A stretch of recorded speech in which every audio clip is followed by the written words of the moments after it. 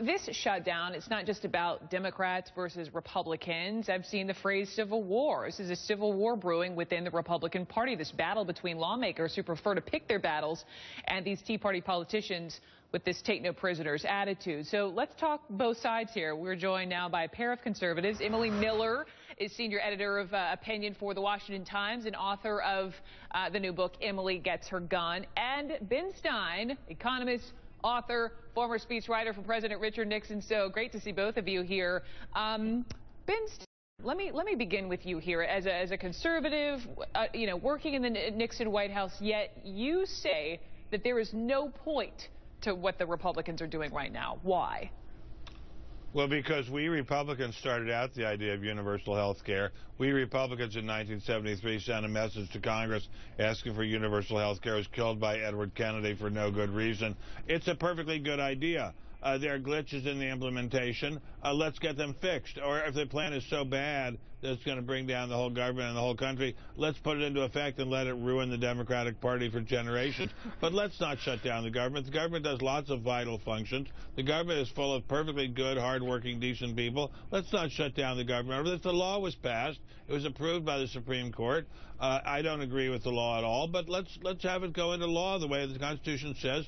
And if it's going to be a bad thing, let it be good for the Republican Party. Emily Miller, you disagree? Well, I agree with him that the law is terrible, but this is where you have the divide, is that the conservative, more Tea Party Republicans, this is largely started by Senator Ted Cruz of Texas, say we have very little leverage here. We control one half of the government, and we don't want to see Obamacare get implemented, which is happening today. So let's do what we can, and what we can do is stop the spending. So let's stop the spending, and we have some leverage to negotiate. Unfortunately, Obama says, well, I'm not negotiating, so the House Republicans keep sending over spending bills with some modifications to Obamacare, whether it's taking out the tax or putting it off for a year, and it keeps getting rejected, or the White House issues a veto threat. So everything went into effect today. The question is what can the Republicans sort of salvage out of this? Well, in terms of salvaging here, right, so we have the shutdown, and who knows how long this will last. We know the latest reporting is that the House Republicans are proposing maybe this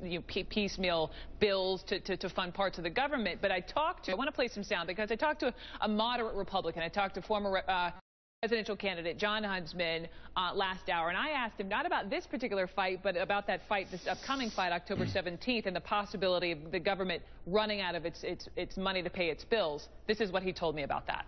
You know, you think the government shutdown is a big deal, and we're going to hurt every day that this goes on economically. The debt ceiling is a thermonuclear explosion compared to a hand grenade. Wow. That's when we wake up October 17th. We find the Treasury has $30 billion. We then have an interest payment due of $29 billion shortly thereafter, and debt rollover the next month. And what is... Emily, do you think this small faction that the president continues to refer to, this group of Ted Cruz and company, do you think that they will lead another fight come debt ceiling time? Well, to clarify, small faction is a majority of the House of Representatives. That's correct. More than a majority of 435 members of the House, and it's all of the Senate Republicans. So it's not a small faction; it's the majority of Republicans Congress. And yeah, I mean, this is going to be this fight right now is not about spending. It's just what's holding it up is Obamacare. But this is about the American people saying, mostly the big picture. American people are saying we're not being listened to. We've elected you to cut spending, to bring down the deficit, to stop this Obamacare, and you're not doing anything. And the Republicans here are trying to say, we're listening. We're doing what we can with the limited power and control that we have over this government to do those things. Ben, what do you think? You've been around the block. I think we've got to... Look, this is a flight from responsibility on the part of the Republican Party, which is extremely embarrassing to a person who's been a Republican probably for longer than both of your lives put together. It is not allowed to blow up the government in order to change a law. If we want to change the law, let's try to get Republicans elected in the next election cycle and get the law revised. But let's not bring down the House on top of us like Samson pulling down the pillars. This is just nuts. It's just nuts to endanger the national defense, endanger the economic security of older Americans. And what about the federal workers? Why on earth should the federal workers be suffering? They're hardworking men and women. They're not just parasites. They're hardworking men and women. Well, why are they being tortured over this? every time we have one of these shutdowns, and obviously we haven't had one in 17 years, they always go back and completely fund everything. So everybody gets paid in full. Nobody loses money in the end. I mean, it's well, then why not? Then why do it in the first place? Because it's all the control they have to try to stop or avert Obamacare from hitting today. It's all they can do. Well, all the control a child in a playground has is to throw sand in the other child's face. I mean, this is just not responsible behavior. This is not the Republican Party of Abraham Lincoln or Dwight Eisenhower. Do you think for a minute that Dwight Eisenhower would have approved of this? Well, Ben, I don't know what Dwight Eisenhower would do, but I will say the Republicans have sent over 5 bills to the Senate, and they're the ones who've rejected them. 5. And the president has issued veto threats for all of them. But they're bills that are nonsense. I mean, they're not. bills One of them is very reasonable to say, let's let's just put off the medical device tax. That's completely reasonable. That is something that could have been a negotiated middle ground there. And again, I mean, this morning, the House sent over a bill that said, let's go to conference and negotiate. And then the bills aren't even passed. Emily, I respect you very much, and I love the Washington Times a lot.